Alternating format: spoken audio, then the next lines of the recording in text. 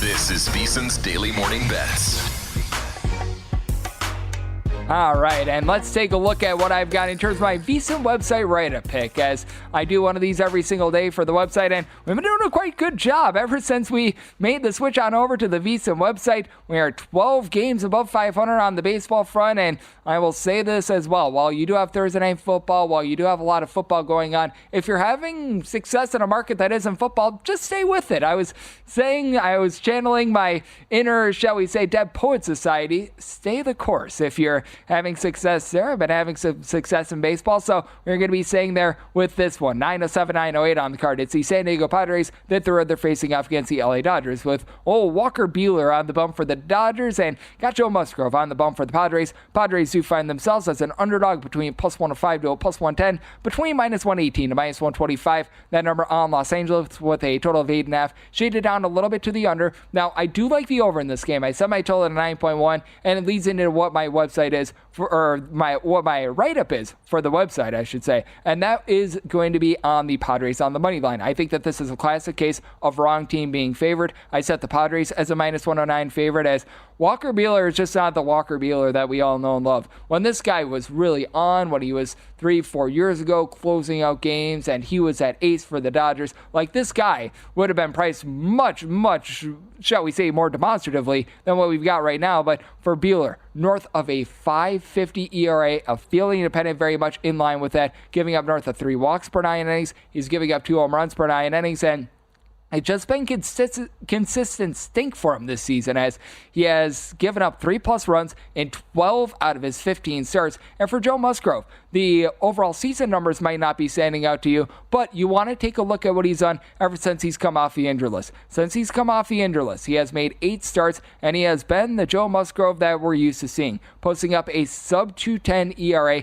a fielding independent that is sub-250 as well. In the side span, 10.5 strikeouts per 9 innings, so he's getting the whiffs. He's been able to keep the walks relatively low. He's been able to keep the ball in the yard as well, and that's going to be big against an LA Dodgers team that, as we know, they have one of the best offenses in all of baseball. They're number 2 in the National League in terms of both runs, and I believe they are number 1 in the big leagues in terms of home runs on a per at-bat basis as well. But as we know, for the LA Dodgers, it's not necessarily the world's greatest hitters ballpark out there, and they've been struggling a little bit more with their offense at home rather than on the road. They've been putting up closer to about 4.7 to 4.8 runs per game at home, closer to about 5.3 runs per game when they are on the road. Now, when it comes to the LA Dodgers, this is a very fearsome lineup that they've been able to relegate out of their, shall we say, the less than trustworthy bats, because for the longest of time, they were dealing with Max Muncy being out. They were dealing with Mookie Betts being out due to injury as well. So you had the, shall we say, hodgepodge of guys like Kike Hernandez, Chris Taylor, James Outman, like a whole bunch of unworthy and non-trustworthy bats at the bottom of the lineup. Now they've been able to replace those guys. You've still got Teoscar Hernandez slugging out north of 30 bombs. He, ever since the home run derby, has not taken any sort of a fall off whatsoever. He's at north of 90 RBI. As we know, Shohei Ohtani, he's the first ever 53 club member, got another stolen base on Wednesday. He has been tremendous. And then you've got Mookie Betts, Freddie Freeman giving you about a 370 to a 380 on base. So these guys have been pretty incredible. But the one thing that they aren't, number 1 in the big leagues in terms of batting average against righties, because that would be the San Diego Padres going into the game on Wednesday, hitting about a 274 as a collective with Luis Arias. He went 0 for 4 yesterday, but that said, he's been able to do a nice job over the last 35 or so days, hitting north of 330. He's been able to find it. And then you've got that dynamic trio of Manny Machado along with Jurickson Profar, Jackson Merrill. All 3 of these guys, at least 24 home runs. All 3 of these guys hitting at least a 275 with Manny Machado. 9 home runs over the last 25 games, so he's been able to find it. And Fernando Tatis Jr. is registering a home run every 13 at-bats since he's come off the injury list. He's been able to do a nice job, give you about a 345 on base for the season. And you just take a look at that starting lineup that the San Diego Padres trotted out there for Wednesday. You had all but one guy in that lineup hitting north of a 260 going into the game. And the lone exception is a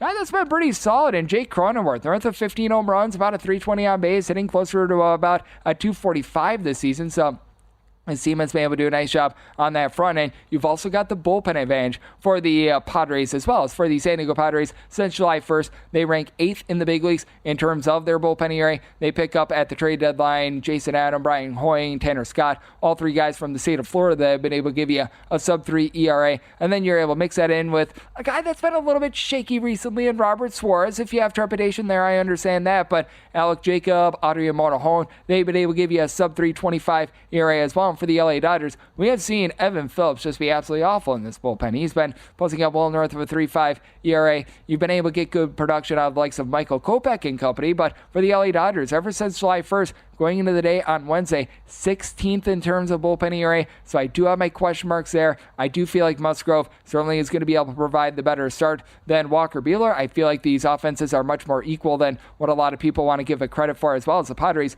putting up north of 5 runs per game on the road. Their offensive numbers oftentimes get dwarfed because they play at one of the most pitcher-friendly ballparks in all of baseball at Petco Park. That's reflected in the fact that they put up about 4.4 runs per game at home, closer to about 5 runs per game on the road. So right a pick that is on the Padres being able to get plus money on the money line, and then pair that up with the over as well. And if you missed out on the money or on the Thursday night football picks, well, we've got you guys covered there as well. It's a game where I just don't want any part of the spread myself. If I really had to play it, I would take a 6 right now with the New York Giants, which a lot of the places right now you're finding more like a 5 to a 5.5. But I'm going to be willing to take the over at 45. I do think that you've got a little bit of value there. And then in terms of a few player props, I do think that this is going to be a big game on the ground for the New York Giants. So I'm looking at the under on Daniel Jones at 201.5 passing yards. Do you like the under there? Devin Singletary, if you're able to get like plus money on over 70 rushing yards or even up to 80 rushing yards, I wouldn't want to really be going past that, being able to get that plus money rather than just laying the minus 110 to a minus 120.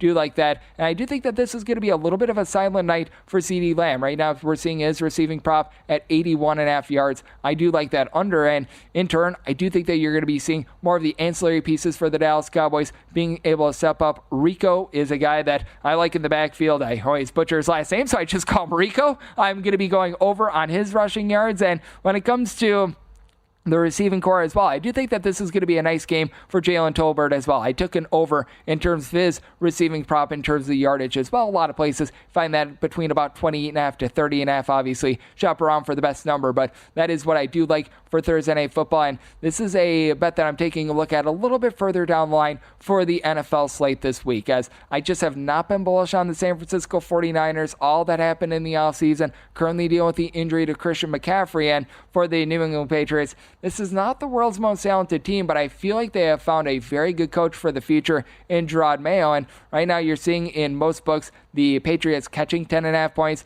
total on this game. You're getting it at a 40.5. I'm going to be willing to take those 10.5 points. For the San Francisco 49ers, just feels like something is off. You've got George Kittle once again dealing with injury, as well as Brandon Ayuk just has not looked sharp since coming off of the holdout. And you find that with a lot of players. While a lot of players do want to get paid when they've got these holdouts, it does cost them. Trent Williams has been still just fine on the offensive line, even though he was, in terms of a holdout, one of those guys as well. But you typically find the guys that are least affected are these big giant linemen, whether that be on the offensive side or the defensive side of things. But for Jacoby Brissett, he's just that classic veteran to hold down the fort until Drake May is fully ready. And Jacoby Brissett is doing nothing that's earth-shattering, and do recognize that Ramondre Stevenson has been dealing with a little bit of an injury as well. But I do think that Antonio Gibson is going to be able to give you a relatively solid game for the Patriots, and this is still a pretty solid Patriots defense. I'm not going to call them like the Patriots of old when they were able to help out Tom Brady, when they had like Teddy Bruschi or anything like that. Let's not be ridiculous, but same time, I do think that they're going to be able to do a good job holding it down. I personally have not played the total on this game just yet. If I had to right now, I probably would lean a little bit more to the under, but that is not something that I have played. What I have played is being able to get the hook on 10 with the New England Patriots, as I do think that they're going to be able to keep this relatively close. And just on the way out, I was seeing this at an 8 when I was doing the show yesterday. Now you're seeing it at a 7.5 in terms of the Kansas City Chiefs on the road against the LA Chargers. With the Chargers, still think that you've got value as long as you're getting north of 7 at the 7.5 that I'm seeing right now. Still think that you are good for it there. And if you're listening live to cash it out, you're getting a replay of this Prime program. Meanwhile, if you're listening to the replay, 4 o'clock a.m. Pacific time, 7 o'clock a.m. Eastern, it is the morning line right here on VSiN, the Sports Betting Network. For the ones who get it done, The most important part is the one you need now. And the best partner is the one who can deliver. That's why millions of maintenance and repair pros trust Grainger, because we have professional-grade supplies for every industry, even hard-to-find products. And we have same-day pickup and next-day delivery on most orders. But most importantly, we have an unwavering commitment to help keep you up and running. Call, click Grainger.com, or just stop by.